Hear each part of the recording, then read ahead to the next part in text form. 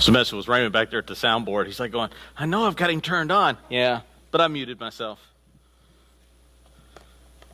All right. Y'all break out your winter parkas for this cold weather we have in the 90s. The 90s. My goodness. In the 90s. Acts chapter 11. Starting at verse 18. So, well, wait. We finished up chapter 10 last week. Why are we starting in 19? Well, 19 is going to, or 11:19 is going to signal the shift of the church dramatically as it begins to embrace its missional role and its world role. And the first 18 verses we're going to talk about just briefly because it's going to fit right in. In the first 18 verses, after last week's sermon where Peter talks to Cornelius and the Gentiles receive salvation and the gospel now goes to the Gentiles, Peter now returns to Jerusalem and says, hey, I talked to this guy named Cornelius, and the gospel now goes to the Gentiles. And you know what the church's response in Jerusalem was to Peter's good news? You went into a Gentile's home and you ate in a Gentile's home? Because, yeah, I got this message from the Lord. And he says, don't call unclean that which I've called clean. And then they went, oh, okay, well, since that came from the Lord, it's okay. And so you see in 12 that the church is still going to wrestle with this idea of how something that came to Jews, then shifted to coming to Hellenists, have now come all the way over here to these weird people that have weird practices, but man, do they love themselves some bacon. And so the church is going, and it's going to culminate in chapter 15. You're going to see where the church is going to wrestle. We're going to see here where the church is going to wrestle with this. And here's the thing is, the great thing about this is it's okay to wrestle with theological concepts. It's a great thing. It builds the faith. It builds the body. It builds the brotherhood. Why? Because if everything was monolithic in church, well, I can tell you right now, whose monolithic idea are you going to take? Well, the church has held to some really bad theology in its day, held to some really good theology in its day. And so wrestling with these concepts aren't a bad or scary thing. Now, they're scary when you're going through it because change scares people. And I know there's one or two people in here who go, I ain't afraid of change. Give me keys to your house. I'll give you a whole world of change. When you come home, you'll be terrified of what I've done to your home. I'm going to tell you right now. We'll sit there and go, I ain't afraid of change. Give me keys to your house.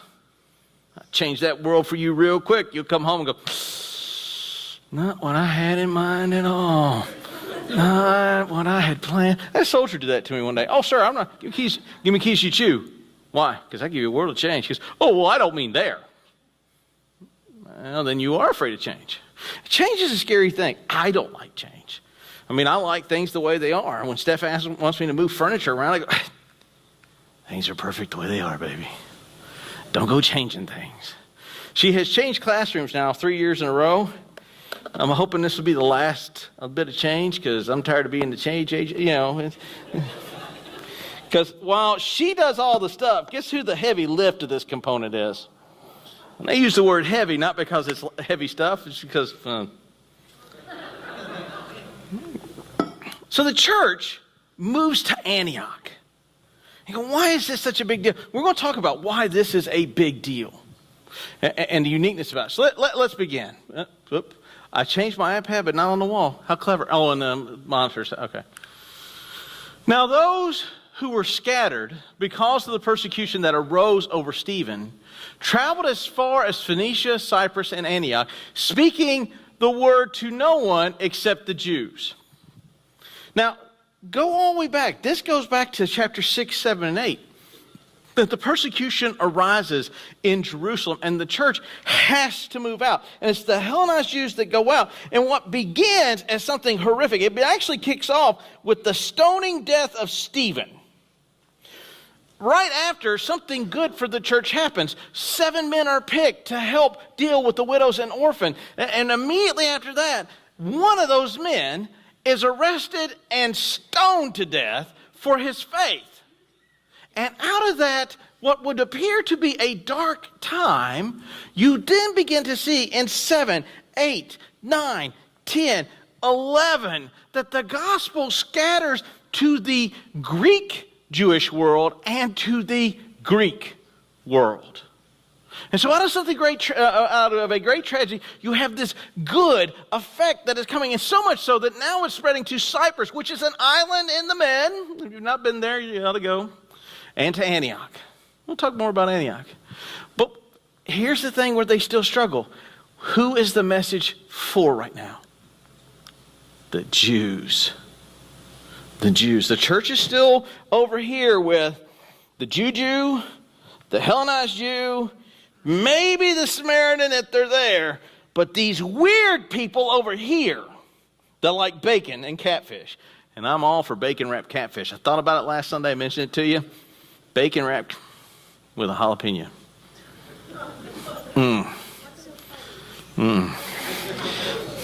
It's okay, brother. One day you'll try it and you'll realize there's no other food other than bacon. These folks are weird. These folks have weird hygiene practices. These folks get to wear multicolored clothes. These folks get to eat their steak. Medium rare, medium, and rare. These folks over here ruin beef. I mean, just wrongly ruin it because it has to be cooked where there's no blood in it, which means it's beyond well. It's like, well.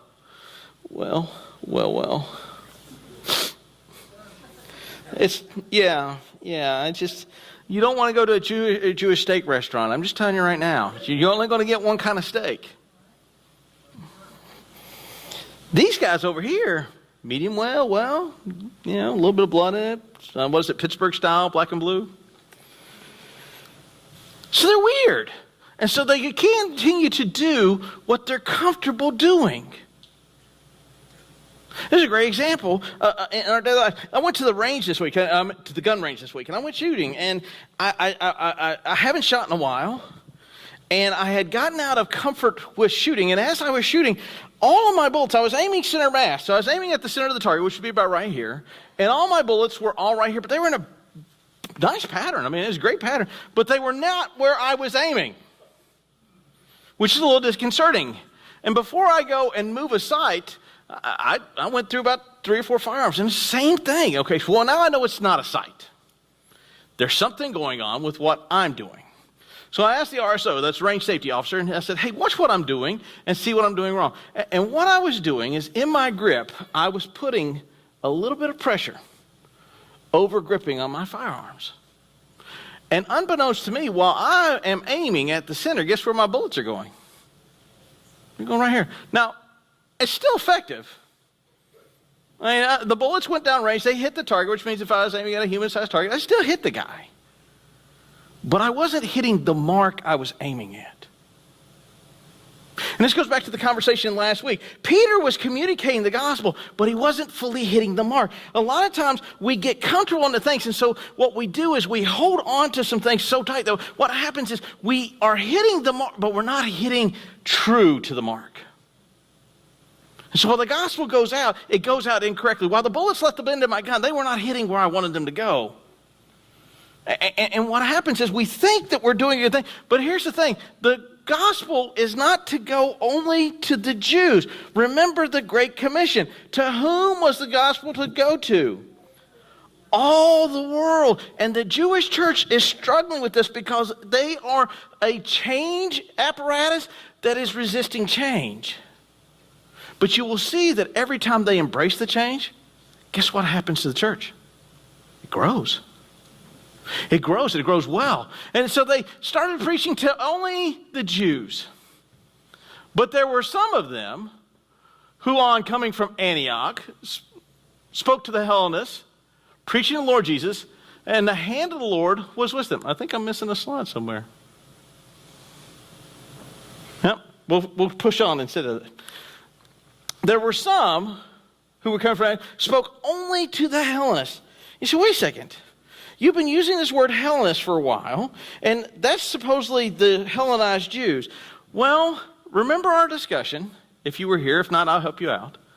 Remember in this passage where the word disciple was used 3 times, yet used in 3 very distinct manners. And this is what's happening here. The word Hellenist only simply means Greek.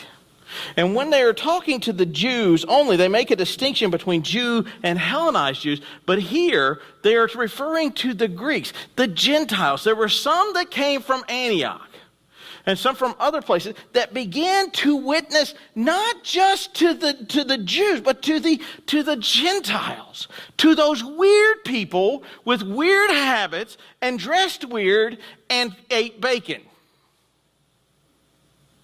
And the church begins to grow. Notice what happens. They preach the Lord Jesus Christ.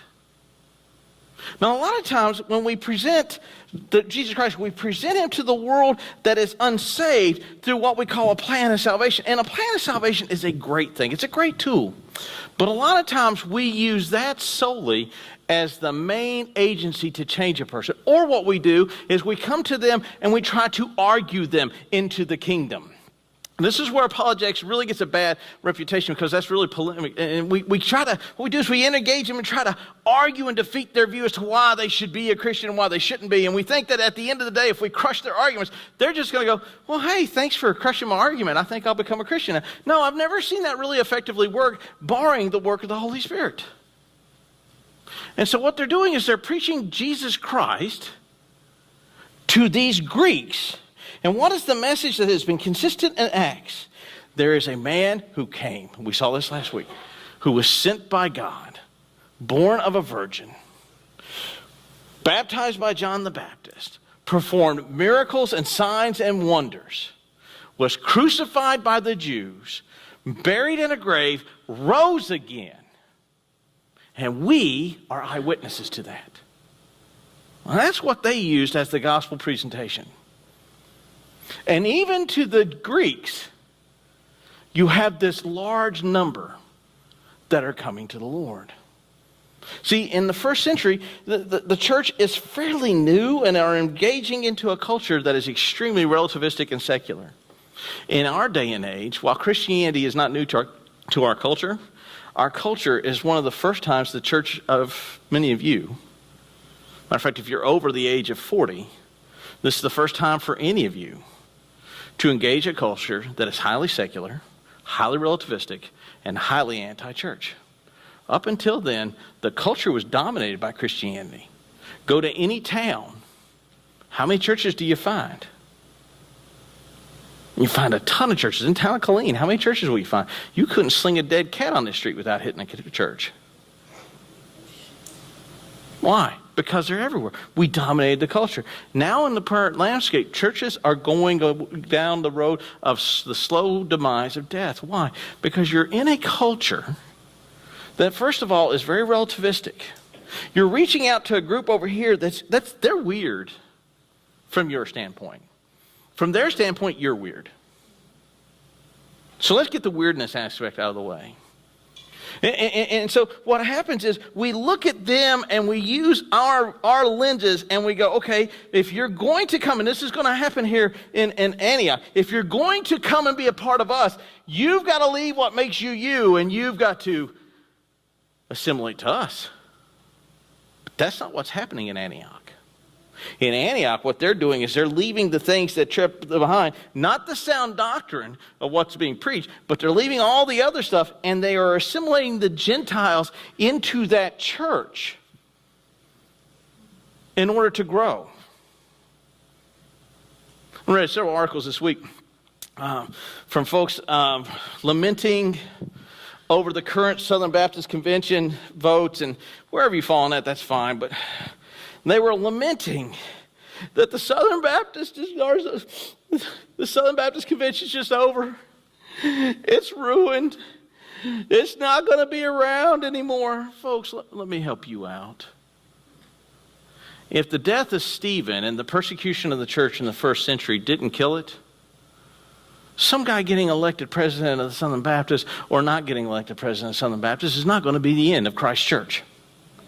If the end of Christ's church is dependent on who we put in every year, well, then you've got a really weak God. We'll find that while denominations may come and go, and yes, they may come and go, the church of God is not going to go away. And I've got a long list of historical data where the Romans have tried to eradicate it. We're going to see at the end of the beginning of chapter 12 today, where Herod tries to help eradicate the church, and he can't. And in spite of it, it grows. Why? He's not going to kill God's church. You're not going to eradicate it. And so when we hold on to the things here, what we're saying is we want this because this is how we have to have it done. And yet when you see in the first century, they are embracing the change that comes with and the growth that comes with. So let's take a look. The report came to the ears of the church in Jerusalem, and they sent Barnabas to Antioch. Essentially, some people have come back, and Paul deals with this in Galatians. Paul deals with this in his journey. And what happens is you have certain people that have come back, and they have told what's going on in Antioch. And let me ask you, how do you think that message was relayed? Do you think it was a positive revelation of what was going on? Because in the church in Antioch, guess what they were not doing to males that converted? They weren't circumcising them. Guess what they were also doing? They were probably eating meat according to idols. And they were also doing things in a more Gentile manner. And so what happens is a group comes back to the apostles. You won't believe what's going on up there in Antioch. Well, I'll tell you what. It's the darndest thing I'd ever seen in my life. They's got bacon on the table, and one feller was wearing multiple cloth fabrics. I'll tell you. And they ain't getting circumcised either. We all know the circumcision is the way it's always been done. So therefore, they ain't godly if it ain't being circumcised. Does that argument sound familiar? They got drums up on the stage. It can't be church if there's drums up on. Does the argument sound the same? It's the same argument. It really is the same argument. And it's a lousy argument. Yeah, thank you, Eric. Oh. They ain't got no organ. Well, guess what? In the first century church, they ain't got no organ either.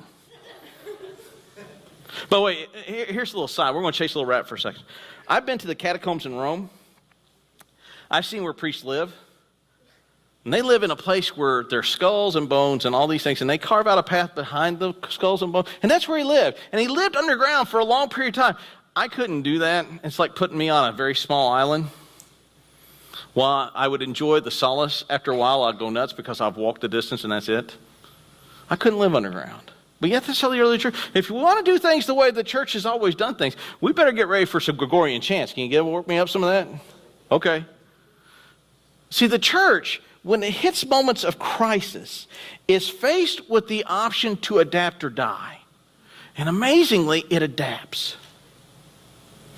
They go back and the church says, well, we'll send Barnabas, because here in a minute you'll see the quality of Barnabas. Barnabas is known as a man filled with the Spirit. He's a wise man. You may know Barnabas from other stories where he's traveling with this cool guy named Paul. Now, why is this map here? You want to talk about a massive change that's coming to the church. Here's Jerusalem. Here's Antioch. This is about 490 miles. It'd be almost the same as moving Skyline to Tulsa, Oklahoma. Okay? In an era when LPCs were the mode of transportation, leather personnel carriers. It takes, on flat ground, about 35 days to traverse this territory.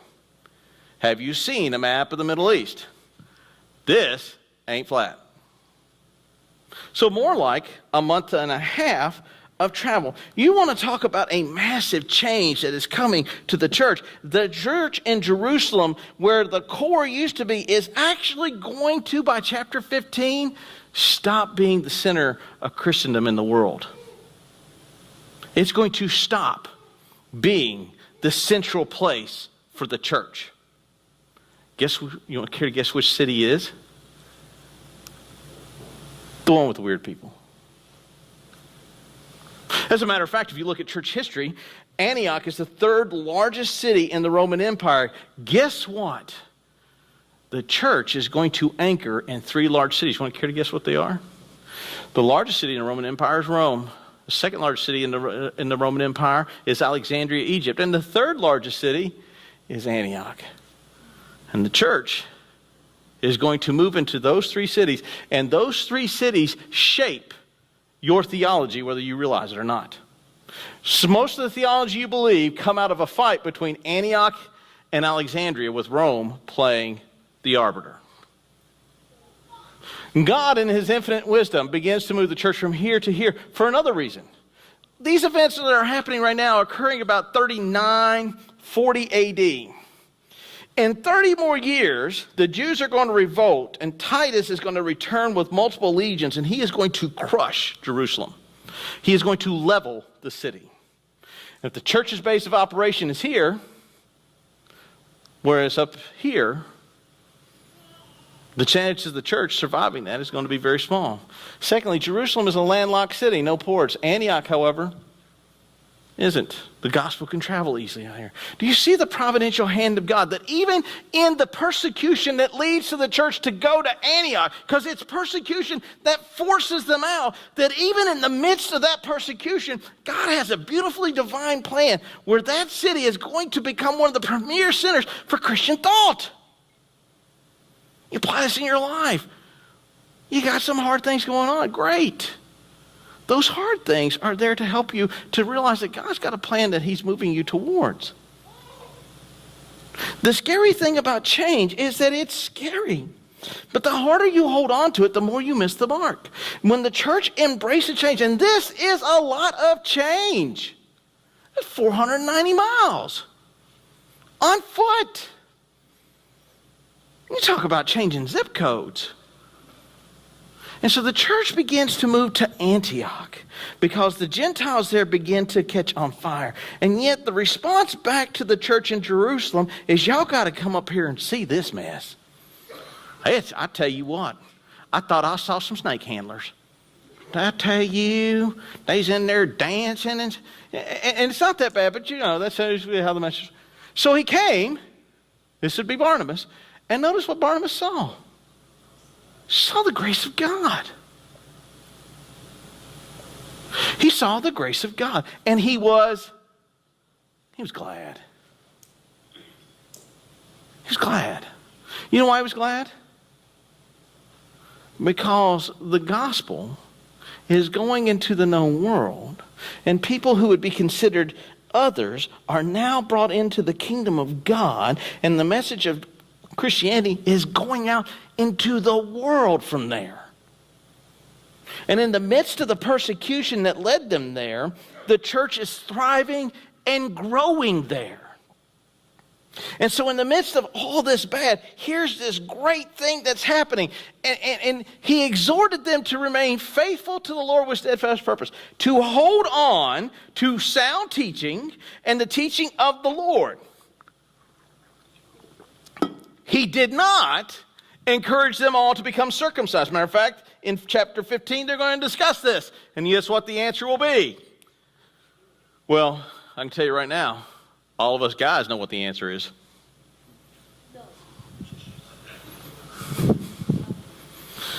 I eat bacon every morning. I know what the answer is.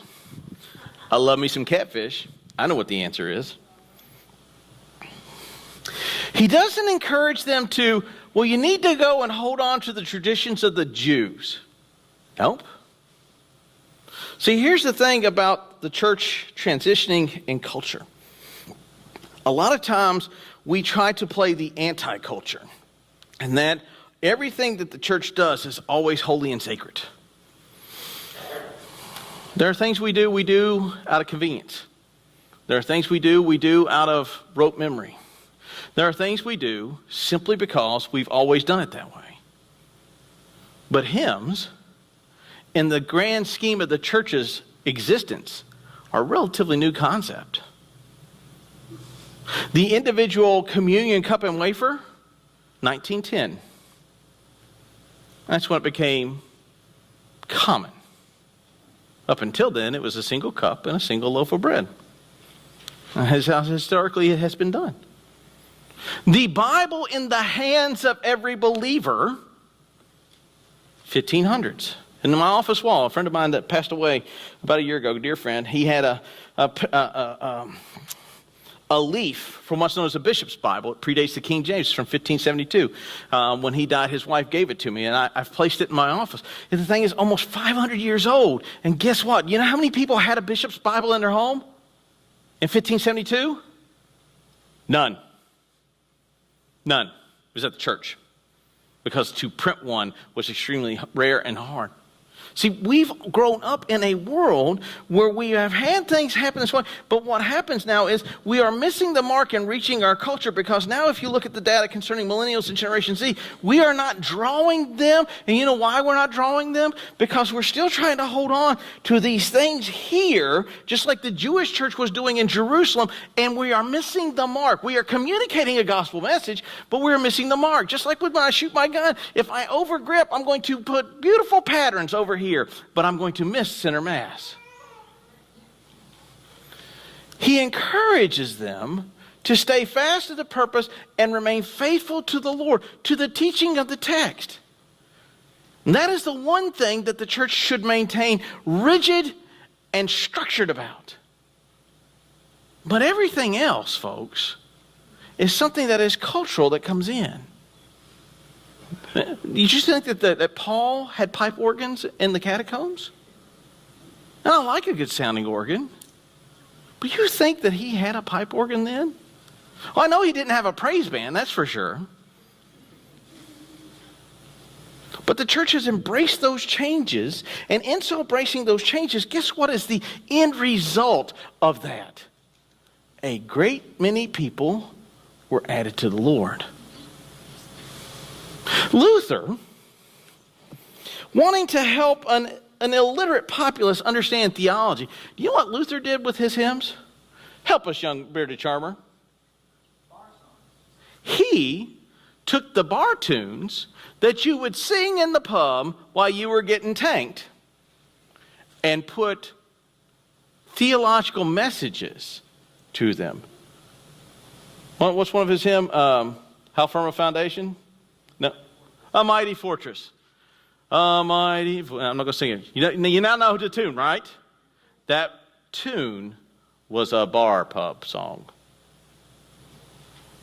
A hymn that we revere today began as a very common song that everyone knew. He embraced culture. And in so doing, the Protestant Reformation spans all the way through Europe to where we today are members of the Protestant denomination. Because they embrace. Now, you don't embrace culture where you ignore the text. And this is what he's saying here. Steadfast with purpose to the teaching and the things of God. That doesn't mean you kick up on the door and you let every ilk that our society wants to embrace into the church. But there are different ways of doing church. Many of you like Rick Warren. And back in the 90s, what he and a fella out of Chicago at Willow Creek were doing was so revolutionary. It was causing such a big stink within the church that Peter Jennings on ABC, because the evangelical church was just all in a huge uproar. Many of you may not know this, but it was a huge uproar. And you can actually go and watch the videos from, it's in 1995. I think it's in around April or May time period. And it's called In the Name of God. And he went and he interviewed both Bill Hybels and Rick Warren, and he asked them, what are you doing in church? And there's some things where they kind of got themselves in trouble because they didn't talk about the blood of Jesus Christ because it offended non-believers. But one of the things that they did was they embraced a very contemporary worship service in 1995 and have never looked back. Why? Because the data they were looking at says culture does not want to come and sit and listen to a bunch of drudgery. And while you love hymns, guess what the non-believer hears when they hear hymns? We have beautiful hymns, and you know how we sing them? We sing them as though we're being beaten to sing them. A mighty fortress is our God, a bulwark never failing. Listen to yourself sing it one day. Am I right, brother? You stand up here and hear it.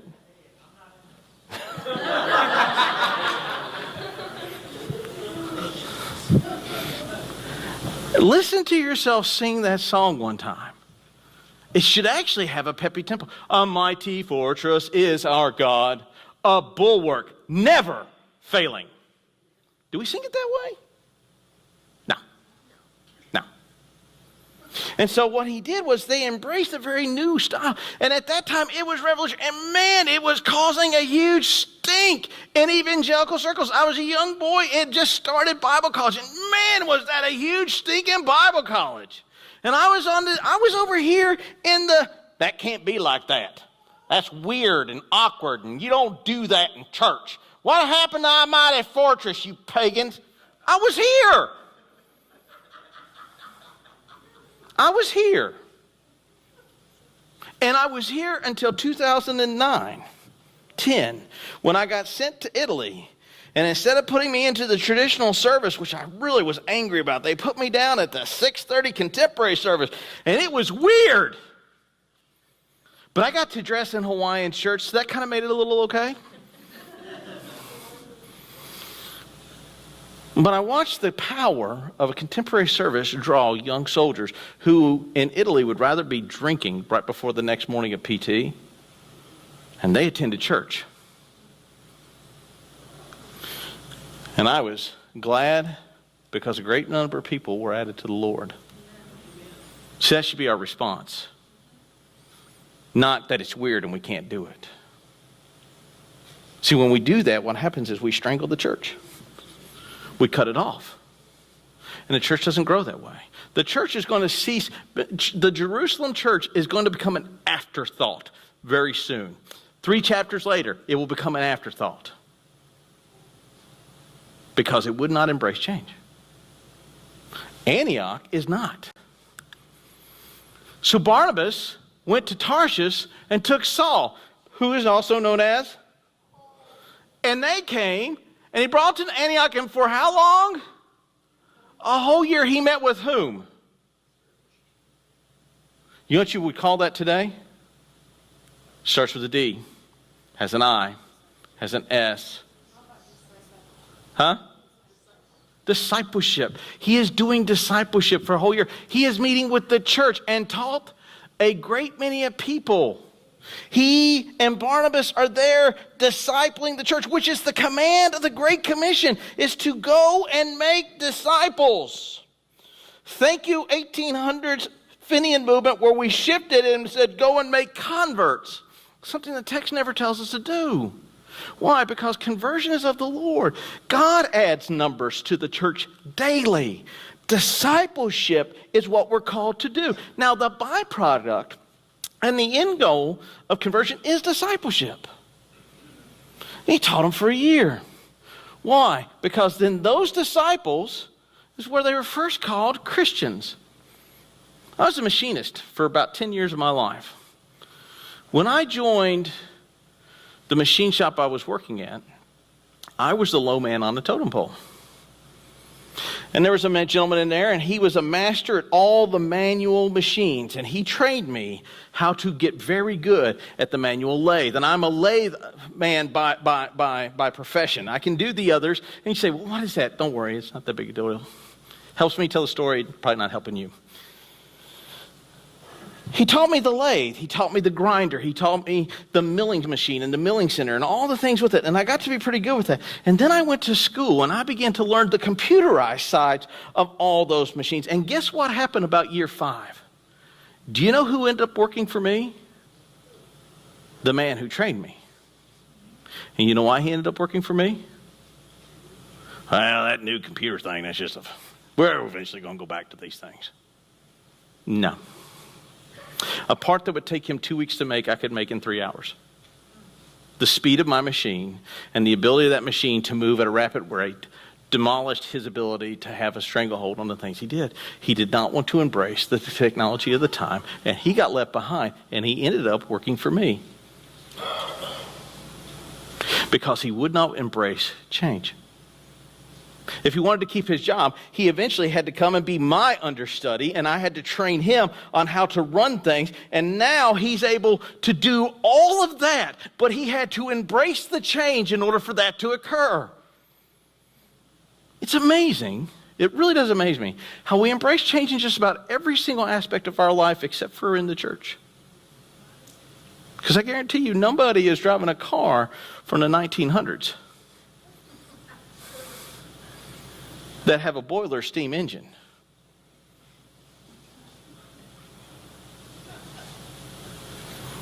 None of y'all are still watching those big, huge Curtis Matthews. Maybe some of you are. Big pieces of furniture.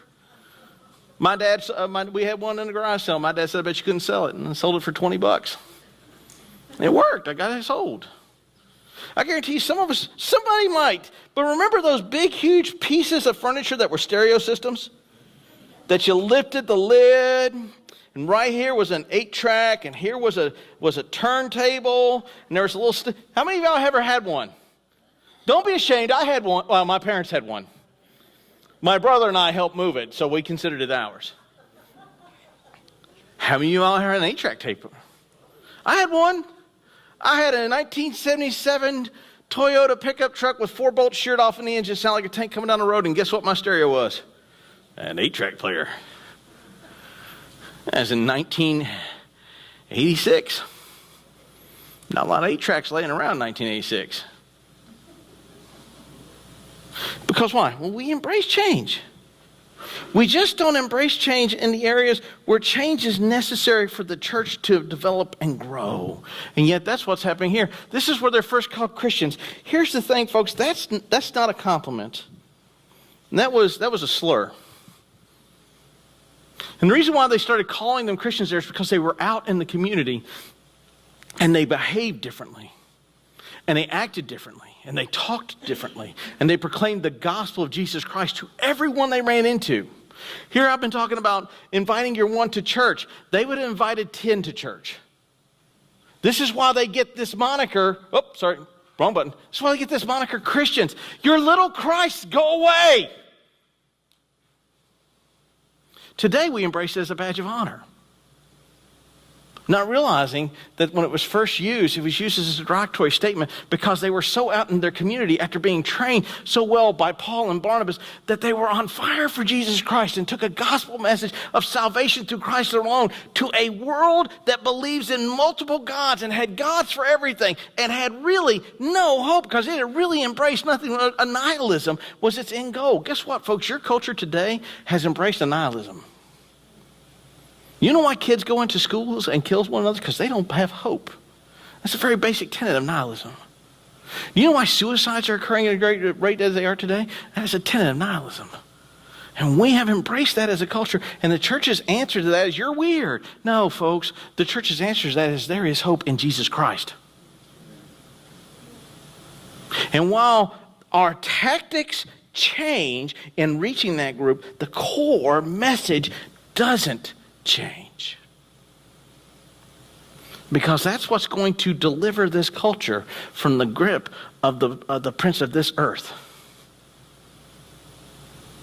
There is hope only in Jesus Christ. Your life will only have meaning and purpose in Jesus Christ. Notice you got a whole culture around and go, what's my purpose? Forrest Gump. Mama, do I have a purpose? Yes, it's to make an annoying... Yeah, you watch the story of Forrest Gump. It's actually a philosophical argument between those who believe their lives are ordered and purpose and those who believe that their lives are by chance. And that's demonstrated by the feather floating on a breeze. But you didn't know that. Ruined your brain. And for a whole year, we talked about that. Let's keep going. Now, in these days, a prophet came down from Jerusalem to Antioch. Okay? So, what did he prognosticate? He foretold that there would be a famine. And the church in Antioch, now remember, the church in Antioch are the weird dudes that are Gentiles that eat bacon, decided to send relief to their brothers in Judea. Now, do they know the cats in Judea? The answer is no. Judea is 500 miles away, and they don't know anybody except by reputation. So they decided amongst themselves to send aid to their brothers in Christ who are going to go through a famine according to their own ability. Do you see how they have embraced the gospel message of to look out for your brothers and for the care of the widows and orphans? The very thing that Luke keeps talking about. To put self behind the needs of others. The radical thing about that, if you were to pull that forward today, is say First Baptist Tulsa decides, after they heard that Second Baptist Tulsa's church burned to the ground, to move all their services from 10 to 9 in the morning and then let Second Baptist Tulsa use their facilities at 10 o'clock.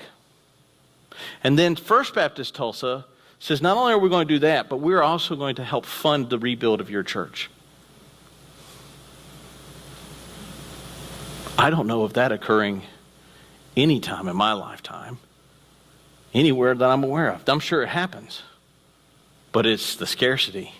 Here, it was the norm. And they send aid to individuals that doubt whether or not they're truly saved because they're not circumcised, because they heard of the need that they are going to have. And they are reflecting the gospel message back to the church. And they did so by sending to Paul and Silas. That's great. So that's a good moment. And now for some dark times. About that time, Herod, the king, violently laid hands on some who belonged to the church. Persecution again. And persecution in a radical form. Herod is not going to persecute the little guys. Herod is going to try to cut off the head of the snake. So what Herod does is he kills James, the brother of John. And he puts him to death with the sword. James, the brother of John, is known as James the Greater. He's considered as one of the possible authors for the book of James. The problem is dating is making it difficult. This is about 44 BC, 44 AD. James is written between 45 and 46, maybe 44. Then you have another James. He's known as James the Lesser. And then you have James the brother of Jesus Christ. So you have three candidates for the writing of James. And so Herod kills James. James, the brother of John, is the head of the church in Jerusalem right now. And so you strike the head of the church in Jerusalem to kill the snake. And then, seeing that it pleased the Jews, he arrested Peter.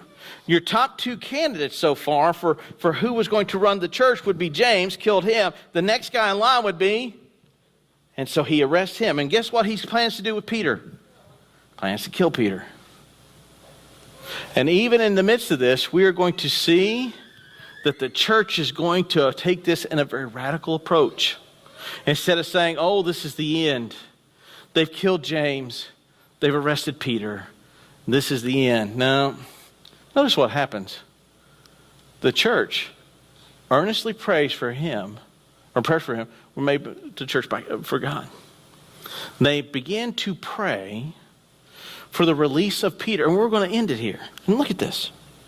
You have a great amount of growth. You have the church moving to Antioch.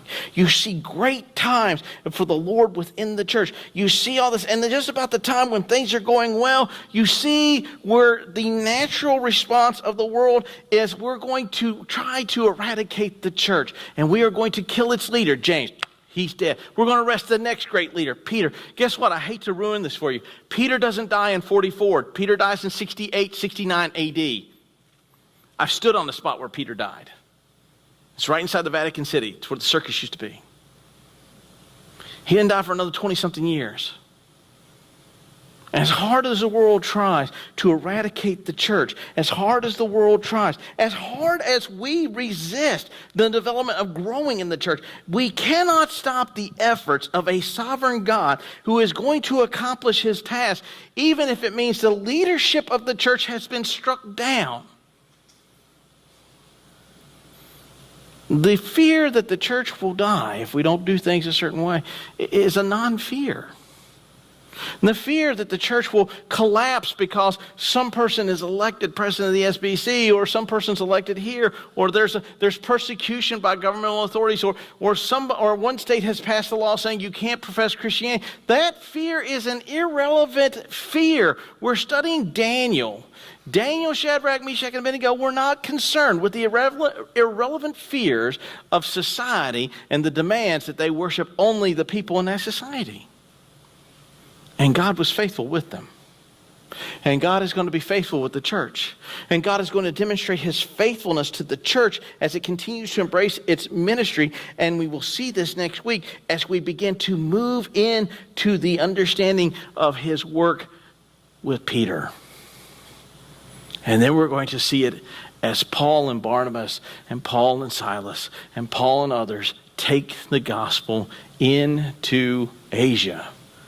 And for our benefit and our blessing, into Macedonia and into Europe. So out of what looks like great tragedy and great darkness comes the great movement of the Christian church. Unstoppable, unquenchable, undeniable. As you're here, the praise band will come and join us. I want you to contemplate the concept of change and the church. The concept of the church being willing to embrace the culture in which it's in. It's not the end of the church. It's not the beginning of the church. It's just different. And no matter how bleak and dark things get in your own life, the same God that restores and uplifts the church is the same God that restores and uplifts you. And the same God that cares for Peter and James is the same God that cares for you. And the same God that takes the gospel message to Antioch is the same God that took the gospel to you. And then demands that you take that very same gospel to everyone you encounter, in spite of the ridicule, in spite of the name calling. Brother.